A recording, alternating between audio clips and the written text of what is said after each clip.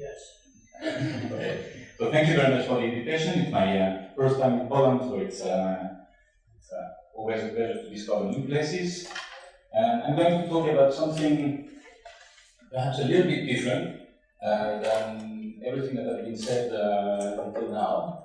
For one thing, is that I'm going to move on a trajectory approach to quantum mechanics, which comes in direct confrontation with what Klaus said yesterday, saying explicitly that quantum mechanics doesn't have trajectories and therefore space-time disappears in the below-width version of it.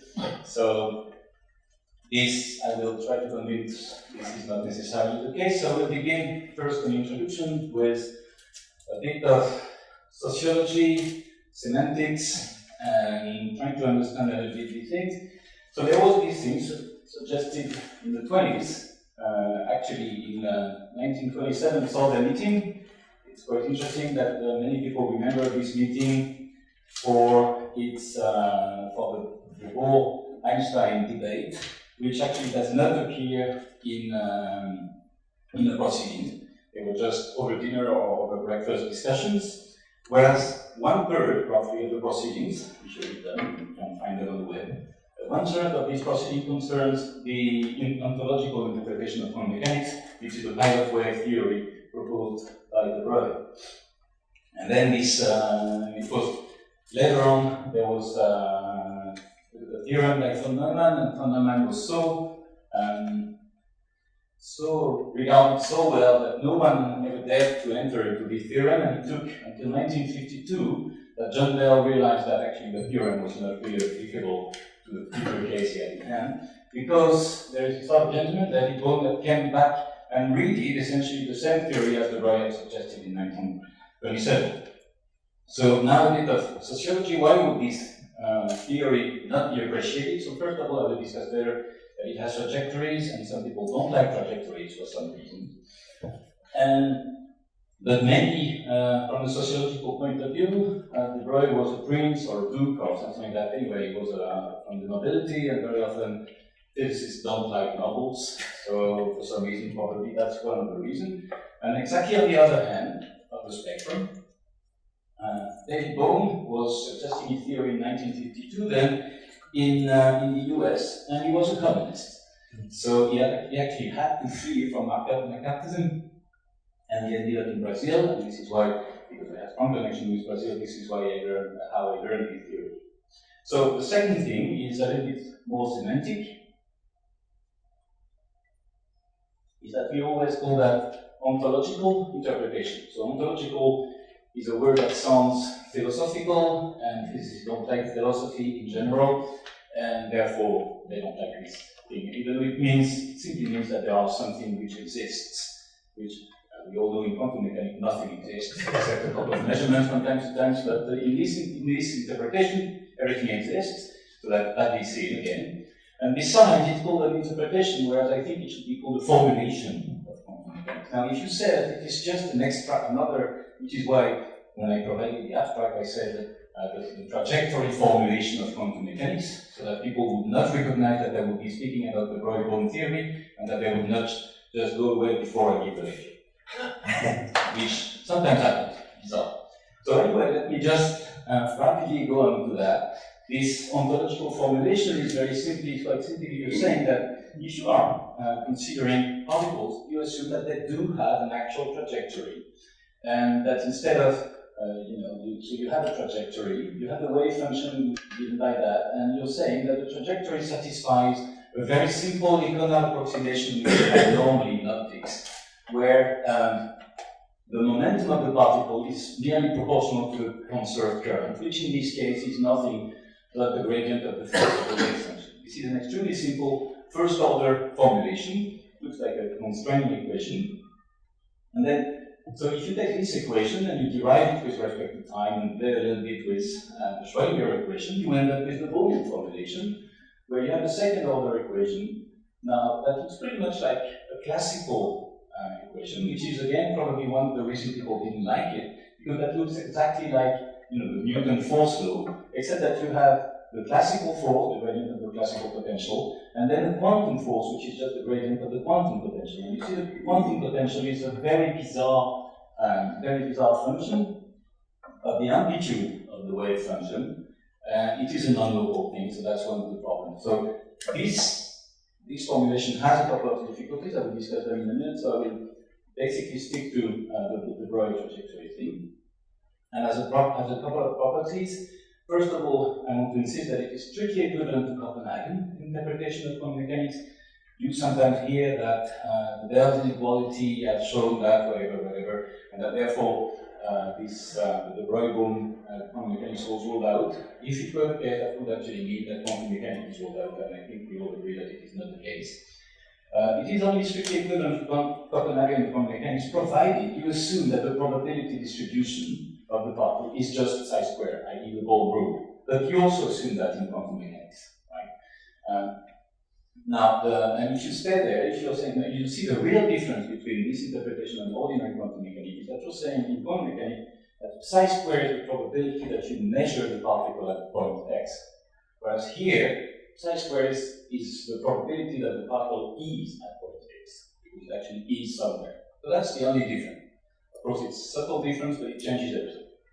Now, it has a very well-defined classical limit, which is simply telling you that you see this quantum potential, as soon as it vanishes, basically you are in the classical limit. So you're not playing with an h bar goes to 0 or whatever. Sorry. Is S over h bar in your Tom formula? Oh yes, of course, yes. I don't think I have any h bar anywhere in this presentation. So you are, but you don't go to the limit where h bar goes to 0, which always sounds a little bit bizarre. Something which Martin emphasized yesterday as well is that this is a state-dependent theory. Of course, the whole theory is non-local. It depends that there is a state. And more importantly, from the point of view of quantum cosmology, you don't need to have any classical observer, classical domain on which you would apply your ordinary Copenhagen interpretation, or you don't need to have a multiverse, or you don't need to have anything. Basically, everything is self-contained. Now, just as an illustration, you see this phenomenon which Feynman said famously that it is impossible to explain in any classical way. By classical way, meant by means of trajectories. Well, here it is. You have the two-slit experiment. You send your electrons, and then they travel bizarre trajectories, and people say, well, these are surrealistic trajectories because they are non-straight, even though we are in vacuum. Well, it is true that we are in vacuum in the sense that the classical force is 0, but then you have the quantum force, which is non-zero, and therefore the trajectories are just non-surreal. They're just following the regular laws of motion. It's just a theory of motion. Right. Now, quantum mechanics, in a way, is exactly what I said, where the density of probability is psi squared, the Born rule. Now I can extend that a bit to the first order, the Broglie theory, where, I'm sorry, this is hardly visible. My choice of colors is not very good, but I don't see very well. That's why, well, I hope you see better than I do. The density of the distribution of particles is not proportional to psi square, is not equal to psi square, and the initial velocity, however, the velocity satisfies the Broglie pilot wave guidance equation. And then you have the second order equation that I showed you, where since it is a second order equation, you can play around not only with the particles' position, but also with their velocities. So what you can say is that the distribution is not the Born distribution, and also that the distribution of particle velocities are not that suggested by the pilot wave. Now, if you do the first case, what you will find, and I will show that in a minute, is that basically you are driven automatically there. So in a way, this theory is explaining the Born rule. So instead of putting the Born rule by hand, you are explaining it. So it's a dynamical consequence of the theory. So from my point of view, you have maybe more equations, but less things to explain. It's better from my point of view again. Now the second order is actually unstable. So you are driven away from quantum mechanics. So therefore, in a way, the second order presentation, the Bornian theory, if you really want to stick to names, it's being unstable, it's actually ruled out somehow. So that's the only meaning I can put to the sentences like Bornian theory is ruled out. That's the only thing. Now the first order is not only stable, but hopefully can be tested. I will discuss that at the end of the talk, and possibly using primordial perturbation theory, which will be the end of it. Now, I want to discuss a little bit more this quantum equilibrium thing, which is, to me, the real difference between ordinary quantum mechanics and the Royal quantum mechanics. By a very simple illustration, you see I don't have each particle here, sorry. So I consider a particle in a box, in a two-dimensional box, a very simple model. It cannot be too simple, I will explain why, but if you have a two-dimensional particle in a box with a potential which is nearly an infinite square well, so you have a free particle which is confined in a square potential. Nothing could be more simple than that, and it's actually so simple that you have the density of actual configuration. You can solve this, it satisfies the continuity equation, everything is very well behaved, well known, and then everything is so simple that you can solve the energy eigenfunction, you know the energy levels, everything is well known. So because you have that, you can actually do calculations. And let's imagine that you start with the following configuration where you have 4 modes, say, for instance. So you have the initial configuration, the initial wave function is that thing with 4 modes. Okay? And then you can evolve that in time because you know the energy levels and all that. So you just have the time evolution of this. So everything is completely settled. And now you start, instead of starting with psi squares and initial density, you start with something which is just one thing, which is much, the width is smaller, and you have just, say, one small Gaussian in the middle somewhere. And now you let that evolve, and you have time passing by, and what you see is that the distribution, so this is the regular evolution of psi square, which you hardly see moving, but it actually does move a little bit, but and then you see the dynamical evolution of the trajectories of the particle is giving the initial completely out of equilibrium distribution to something that starts looking like the actual psi square. In fact, it's a coarse-graining approximation, but it's the same thing which you would have in ordinary Boltzmann fluid dynamics. The reason for that is the following: is that if you look, you see the velocity of the particle is proportional to the phase. So if you have a node in the wave function, the phase winds around the node, and therefore the particle winds around the node. So if the node is actually moving also in space, then you have typical trajectories like that. Near a node, the trajectory is just weird. As a result, the actual trajectory, the typical kind of trajectory which you would have, even for this extremely simple model, is again absolutely amazingly complicated. But at the end of the day, what you have is, starting with 2 almost indistinguishable points, you end up with completely different points. And therefore, you have chaotic mixing. So this is exactly the same as you have in ordinary Boltzmann equilibrium. So you take your chaotic mixing and you see you start with one peak here and a complicated distribution, you end up coarse-graining with the same thing. So that's really like thermal equilibrium, you relax over this equilibrium. I was saying you are predicting the ball move.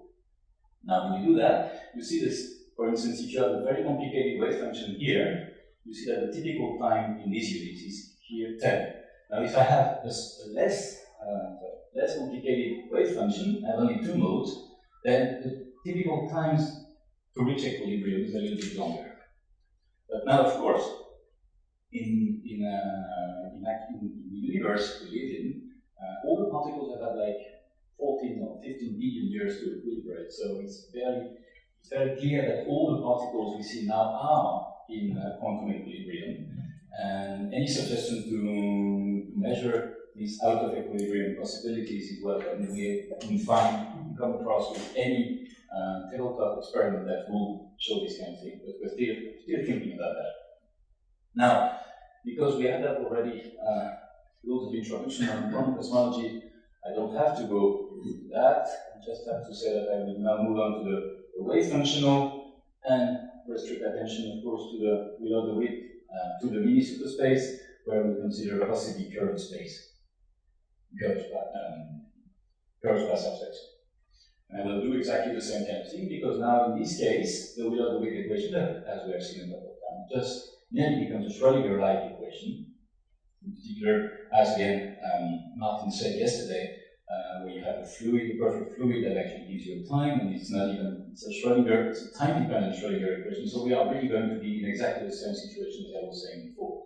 Now, this has a few problems, but basically we can do calculation with that, so that's, from my point of view, the best argument to solve these problems, that we can do something with it. And so we can do pretty well. So let me take a very simple example with a perfect fluid, as I said, as Martin discussed also. With a simple perfect fluid, you're using the Schutz formalism, so you have the velocity potentials, and at the end of the day, you play around with the things, and you end up with one variable, which is pretty much like time, which appears linearly from its canonical momentum, appears linearly in a Newtonian.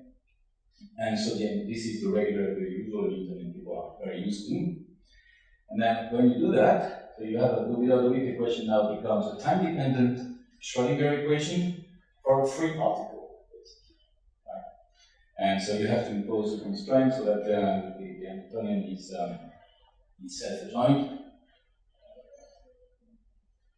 And so anyway, you can solve it, and you end up with a Gaussian wave packet with essentially one parameter, which is this T0 here. So you have a single parameter exact solution for this equation, which is all well and nice, except that okay, you have a wave function for the universe, and now you have to go one step further because the wave function of the universe as such is basically completely meaningless. Again, in the Copenhagen interpretation. So of course, here I will look at the Broglie trajectory, which is pretty simple here. I have the phase of the wave function and derive it with respect to calculating the scale factor essentially. So I derive it and I end up with this particular solution for the flat case. This is very simple. I can redo the same thing. This is no calculation last century calculation, and I can do that for the flat case, for the positively curved case, and even for the negatively curved case. And what happens, basically, you get a trajectory that's concentrated this one. So this is a radiation-dominated universe, where I write everything in terms of the conformal time. So you know the radiation-dominated universe, the conformal time, and the scale factor is proportional to the conformal time. So you see in this regime, that's exactly what you have. And then you plot the quantum potential associated with this wave function, and what you find is that the quantum potential is essentially negligible over there, and then you have the classical trajectory, the classical behavior. And then when you would want to go to the singularity, then you will avoid it, and finally I'm reaching the actual topic of the conference, i.e. singularities and their quantum avoidance. And when you arrive to this point, then the quantum potential, we call that quantum potential has nothing to do with the interpretation in any case, but quantum potential exists independently of whether you want to have trajectories or not. But you see, the quantum potential puts up a barrier for the trajectory, avoiding the singularity, and then you just pull up. Okay, so you have a bouncing solution, a very natural bouncing solution to the singularity. I guess everybody knows that here. But in this particular framework, it's I think it also did that. So we wanted to improve on that, and so we now took the Yankee one model, aiming at discussing, of course, the detail kind of things, but we'll not get there, unfortunately. And so now we consider only the radiation fluid because it's just simple. So we go to the conformal time. So we have this usual Hamiltonian here with the beta plus and minus and the average scale factor. And after a small rescaling, we have this very usual simple Hamiltonian, which we studied in a mixed representation for the wave function, where the scale factor applies multiplicatively and the beta applies derivatively, basically.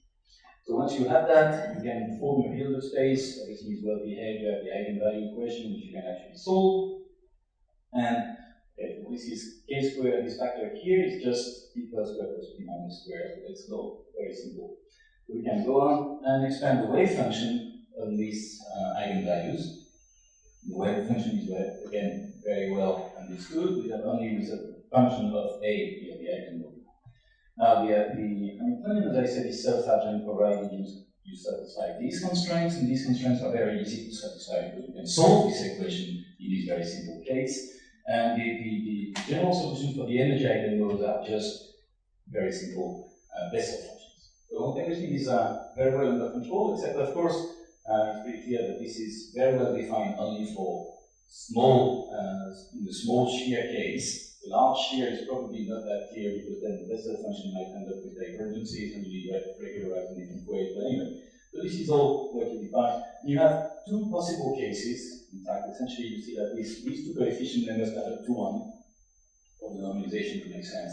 And you can study basically one case is the one is positive and the other 0, and then the reverse situation. Right. So now this was only the part for the gravity part. Now I include the linear fluid momentum, which goes in there. So I end up with a Schrödinger equation. From this Schrödinger equation, I have an equation for the evolution operator. And because I have so now I have basically everything I need. So now I just need an initial wave function, initial configuration. So as usual, as everybody does, you take a Gaussian wave function. And in fact, from now on I will restrict attention to the Friedman case. So I can cancel these two things to 0. So I take a very simple Gaussian wave function with a possible phase. Very often people take a Gaussian state with no phase. Now we took the phase to begin with. So we have a propagator, we can calculate it, and provided we regularize it, we can actually calculate everything analytically. That's the really good thing with these very simple models, that you can calculate everything analytically. And of course, this is absolutely impossible to read, but anyway, because you have the propagator, you have the initial wave function, the propagator, therefore because you have the propagator and the initial, you have the wave function at all times, and then you take its phase or something else, the current, and you get the Broglie trajectory here, which you have a very simple equation for the trajectory. So you see that's again the problem state. Before then, what people used to do was to take a state that was self-similar, that would not change its shape, and there you can do all the calculations. That again, Martin mentioned that yesterday. That's the way you do things normally, and then you can solve everything analytically. In our case, of course, we cannot solve, but then basically the wave function we can solve it analytically, but then the trajectory we cannot. So we have now a situation which is completely different, where we start with, say, a Gaussian of different values of the width and the location of the Gaussian. So we have a Gaussian, but now we want to consider a situation where the universe is already contracting to begin with. We want to look at what happens with a contracting universe, that not only we really want to see how it dynamically avoids the singularity. What people do normally is they take a state and they assume that the singularity is actually resolved, i.e. they put the value of the scale factor equal to a finite value at some instant of time, and then the time derivative is 0, and then that's why you have a symmetric solution. Here, we take the piecewise function, starts from some point for the scale factor, with an initial contraction rate. And we let it evolve. But then what happens is that, of course, the wave function goes towards the singularity, and because it goes towards the singularity, and the singularity is a potential wall, then the wave function bounces off this wall, essentially, and becomes a little bit more messy, with developing oscillations and spreading out and all that kind of thing. So you end up with the following trajectories. As I said, you see this is previous case, extremely simple and symmetric situation. Now in our case, we start with the given value of the scale factor, a different initial contraction rate, and we find, okay, sometimes it's hardly bouncing at all, but then it behaves in a completely weird way, essentially. And you can even have many bounces solutions. So the situation here is that you can have, we are just beginning investigating these things, and this we haven't yet even considered the shear case. Here the shear is action. So the situation is much more complicated than we think, but I think we will be soon able to say that indeed, generically speaking, and we hope to be able to show that analytically, we will avoid the singularity, whatever our initial conditions and whatever the wave function, the initial wave function, provided the Hamiltonian is self-additive. I think that's the only constraint which we have in this particular case. Now, of course, once you've done all that, and that was a question I also wanted to discuss yesterday with the previous speakers, but unfortunately the question time was over, so I had to discuss that later on. The crucial point is that at some stage, as we were also demanding this morning, you will have to compare all these things with data. And if you want to compare these things with data, you have to look at perturbation. So you cannot stick with the Friedman mini superspace. You have to extend it a little bit to take this perturbation into account.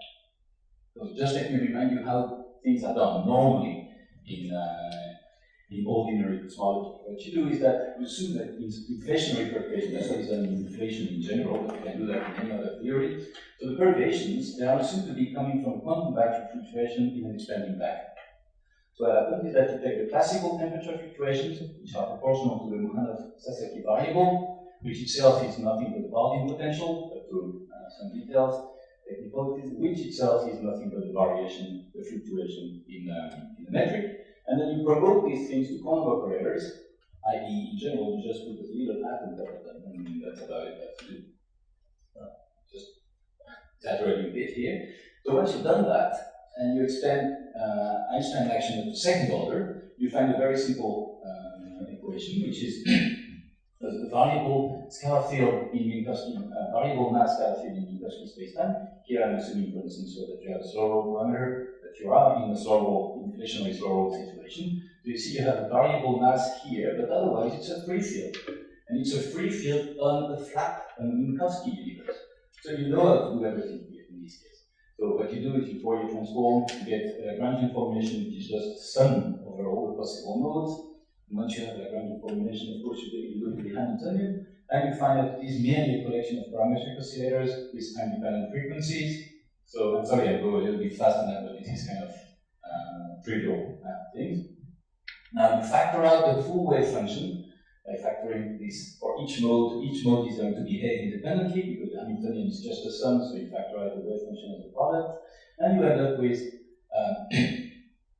time-dependent Schrodinger equations for each of the modes, for each of your operators here. So this, again, quite simple.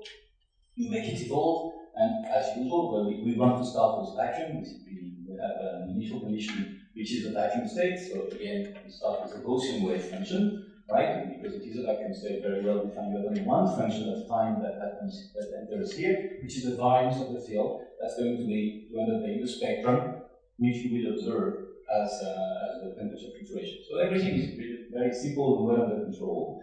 And now you miss one step, is that everything here up to that, we were just talking about the wave function.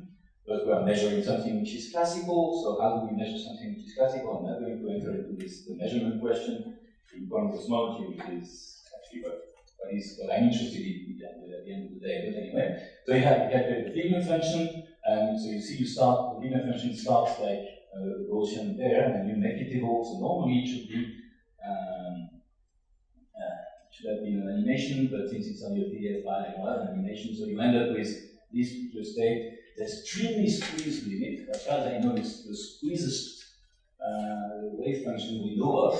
Tell me if I'm mistaken, but I think the squeezing factor here in this case can be of the order of 100 or something like that, whereas the best that can be achieved in laboratories are of the order of 10, perhaps something like that. So there is an order of magnitude squeezing better.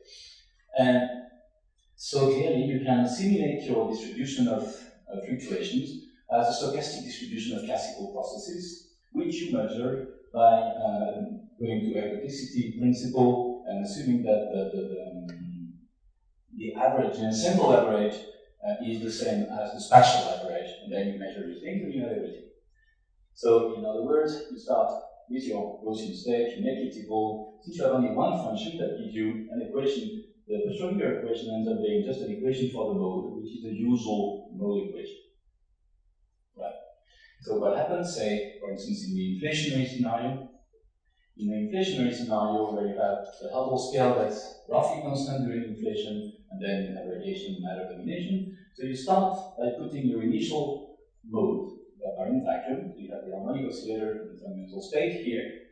Then you make it evolve, and it goes and passes through the potential. So you have parametric amplification, or particle creations, or whatever you want to name it, but that's what you end up with. And somewhere along this path, things become classical somehow, and then you measure them as in the scene.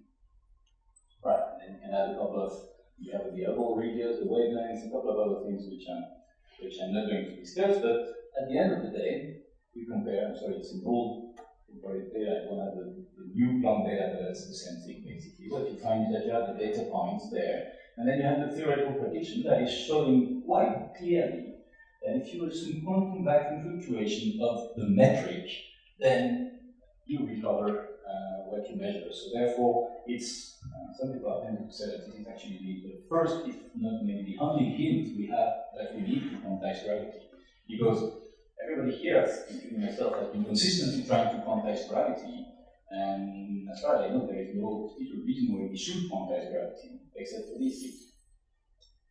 So now I want to treat. This is the usual treatment, but this usual treatment of perturbation goes as well. You have the Einstein interaction that expanded up to second order, so you have the zeroth order that gives you the trajectory, the equation of motion for the background, so you don't have first order, of course, because that's what's over the background. And then you have this second order. In other words, this is treated as a classical object, whereas this part is treated as a quantum object. But I know this is not exactly true what I'm saying. I know that Klaus might probably react strongly to what I'm saying. That's not exactly what it's done. No, I do not. Usually you go to a kind of KB approximation where the trajectory, the mean trajectory is kind of well defined, but okay, you know what I mean. Okay, so what people do is that, therefore, and then you have this action as I was just saying, but one part is classical and one part is quantum.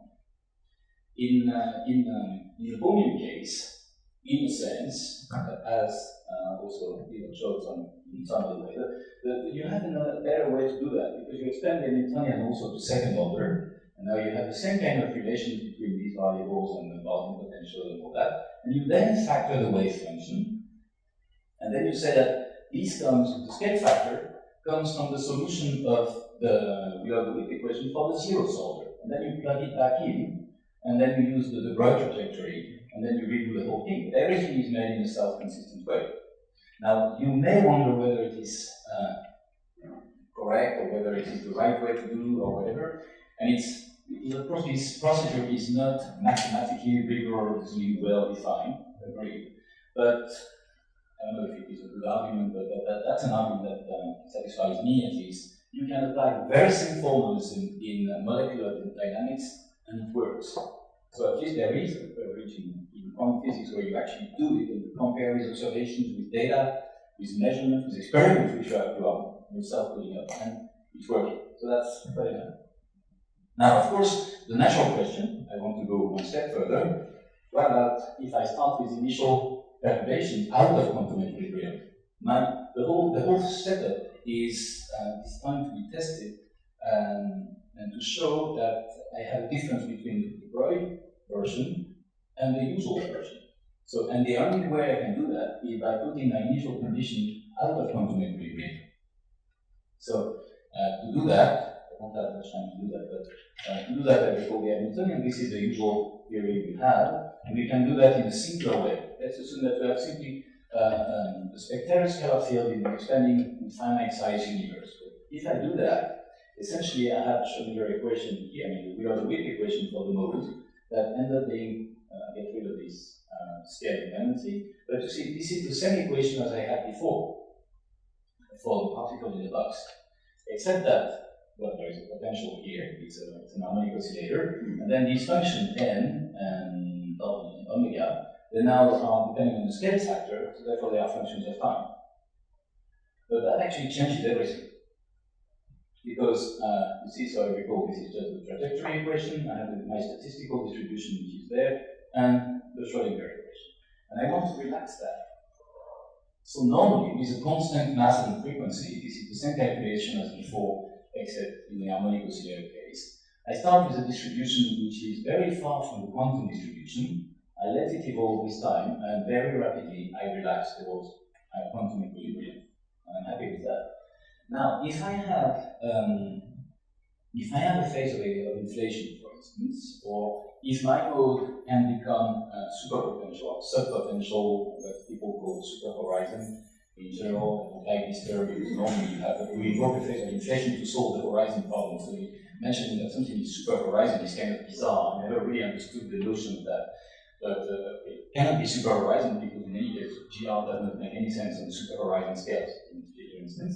But anyway, so what I say is that if in an Minkowski space of slowly expanding universe, then you have to relax. Now, if you are in an inflationary universe, what happens is the following. What enters in the dynamical equation is a so-called retarded time, which depends on the background evolution. So in ordinary, if in Minkowski or slowly expanding universe, the retarded time is nothing but actual time.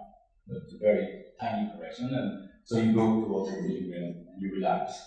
Now, if you are for super Hubble scales, basically the retarded time saturates at some point, and therefore you start with a distribution originally, and it freezes there.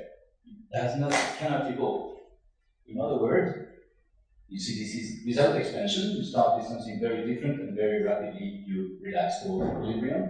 With expansion for a super Hubble mode, what you see is that it takes a much larger amount of time to actually never relax. So you can measure the out of equilibriumness by an H function, obviously defined to make it sound a little bit like thermodynamical things. So we have an H theorem as well, and that's making you sound like you are the new Boltzmann guys. That's fine. Well, except for the last part, for the final one. But okay, so you see that the modes that are that are super Hubble, they really freeze and they just stay there. So at the end of the day, what you find is that you have if you start with an initial out of equilibrium condition, the things that you quantum vacuum fluctuation are basically the state, representing the state which has the smallest possible width, in principle. Now, if I am out of equilibrium, I can have a state which is even smaller than that, because I can have basically whatever I want. So, under reasonable assumptions, what you find is that the distribution, you see the power spectrum, is going to be the actual power spectrum predicted by the ordinary theory, inflationary theory, bouncing theory, or whatever, times the special times the correction. And this correction is actually taking this shape. I mean, the best shape we have is something which is an inverse band, but anyway, with a couple of parameters, so we're studying that.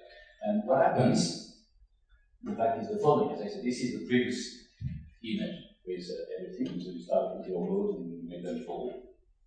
Now, let's assume that I have an out of equilibrium initial density with less than quantum noise. That's possible only in that particular case. So, I make it evolve, and if I start with these modes, for instance, this mode stays quite a while before becoming super Hubble. So it has time to equilibrate. It relaxes to equilibrium, and then when it becomes classical somehow, the small wavelengths provide the usual spectrum. Now for a long wavelength mode, this is the mode which starts out here. You assume that I have a hypersurface on which I put my initial position. So a long wavelength mode here starts here and immediately gets out of and becomes super Hubble. So very long wavelengths. They don't have time to equilibrate. They don't relax, and therefore you have less power on large scales. That's the typical thing. So what you find is again the same thing as I said. See, small angular scale, large angular scale, you find an angular deficit. Of course, that's exactly what we want to measure. Is this any better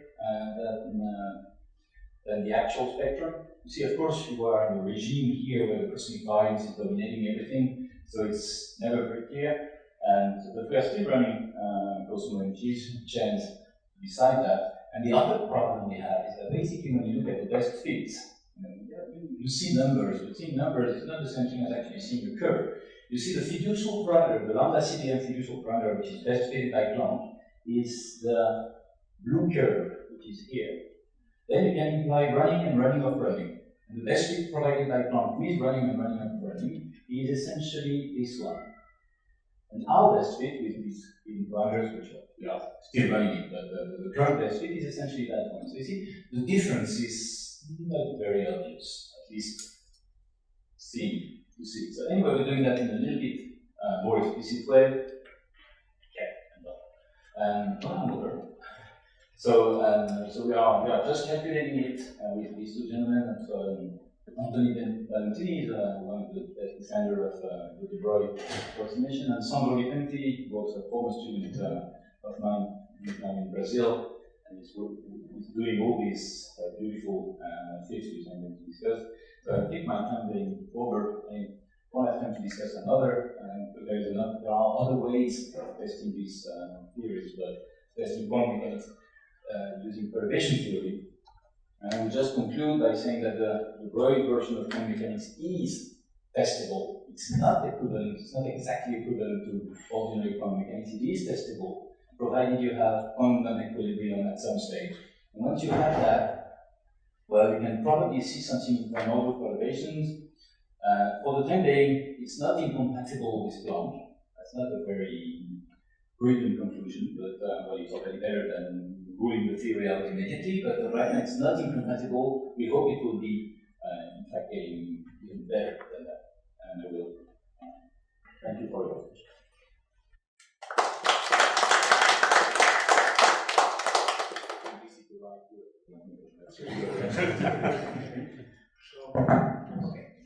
I think the question about this foundation of the Breuil approach to quantum mechanics in this equation, I think this equation of the Wheeler-DeWitt equation, because I'm sure you use this equation with the Breuil theory with quantum potential for a movement of the universe.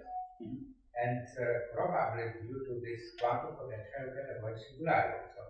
That's exactly what I showed, yes. Okay, but there is a problem if you have an equilibrium with some particles under influence of this quantum potential, because quantum potential is not ordinary potential, and if you have some scattering of particles, we suppose in general that this potential is going to zero quite quickly, but quantum potential is not going quickly. Indeed, it's not. Yes, yes. And how do you avoid this problem with equilibrium, with thermodynamical equilibrium?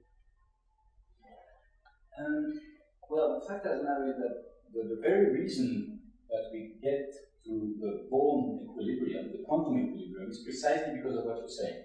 Is that because the quantum potential is not a local thing.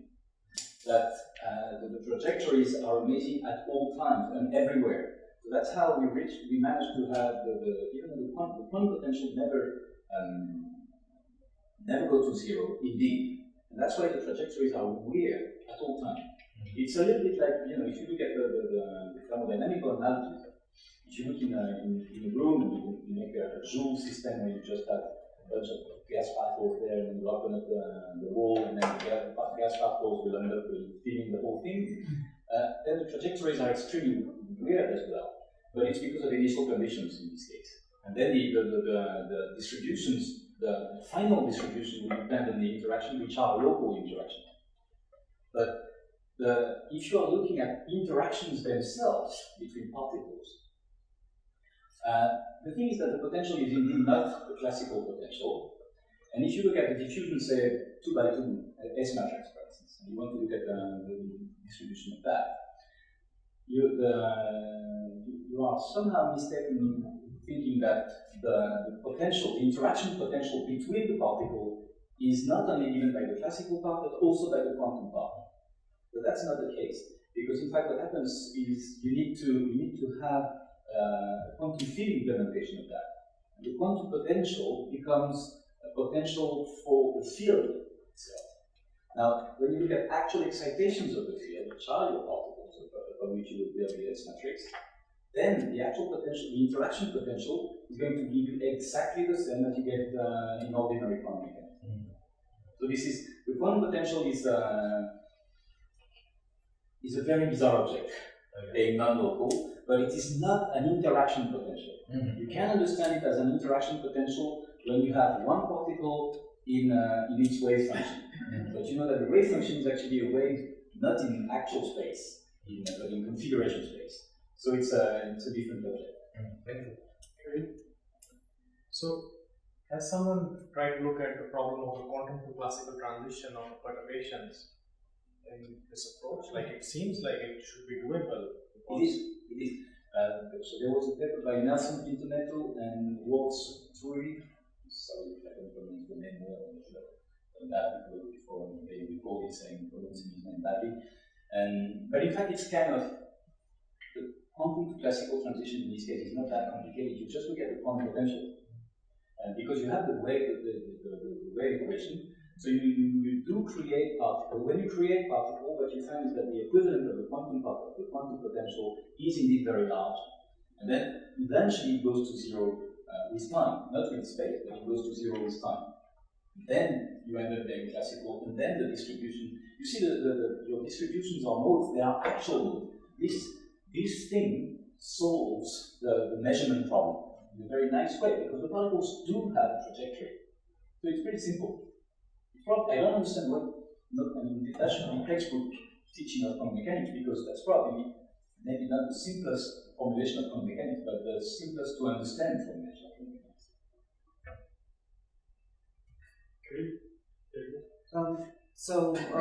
In the middle of your talk, you mentioned briefly Bianchi type 1, and you said that you're for now restricted to the small shear case.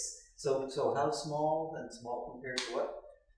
Well, it's the bizarre variables we're using, and you see the problem is that we are using a mixed representation for the wave function. So we have the scale factor on one hand, and the momenta of the shear components. And so the momenta of the shear components have to be small. And if you can restrict them, we can find that here again. We are good at those. One more time ago.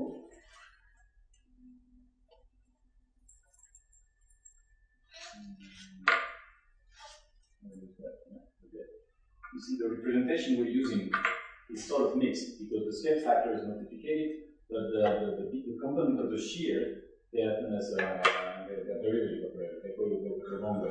So the constraint is that this k here, which is the eigenvalue of p plus and p minus squared here, this is supposed to be restricted to roughly less than 1. In order for this expansion to make sense, and in order for this for the regularity, for this also normalizability equation to be correct. Now we think that we can extend that to higher value for k, but we are working on that right now. So I think it should be possible. It's just a question of depending. The problem is that we will need to have a different regularization procedure in one case or the other, and we're not sure that it is going to be.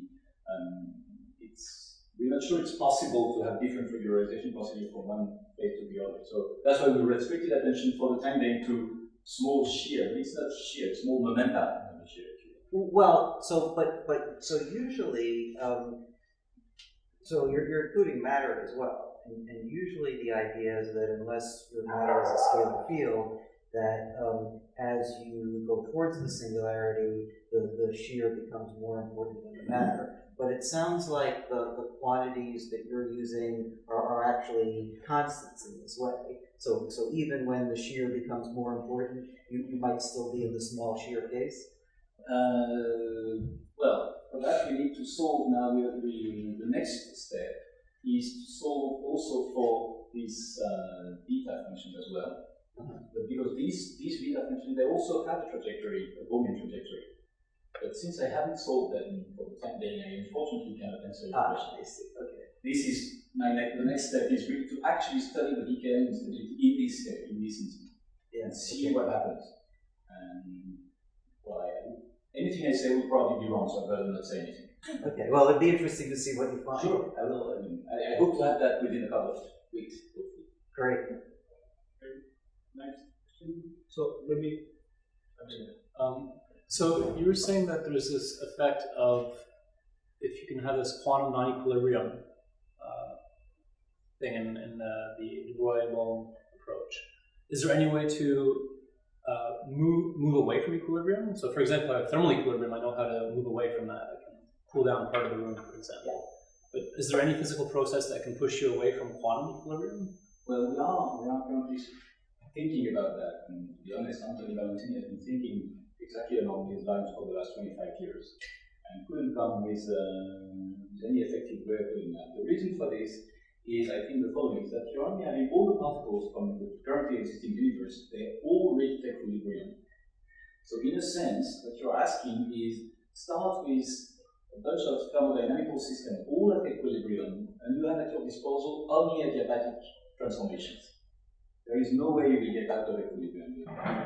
Basically, I think that's the general argument, and that's why we need to go, early universe. And the next obvious idea is, of course, inside a black hole. I mean, anything which is close to a singularity might be helpful, but even that we don't even know. Because one of the problems is that you're always dealing with a distribution. So imagine you take a quantum distribution, something which looks at equilibrium, and then you somehow manage to get rid of half of the distribution.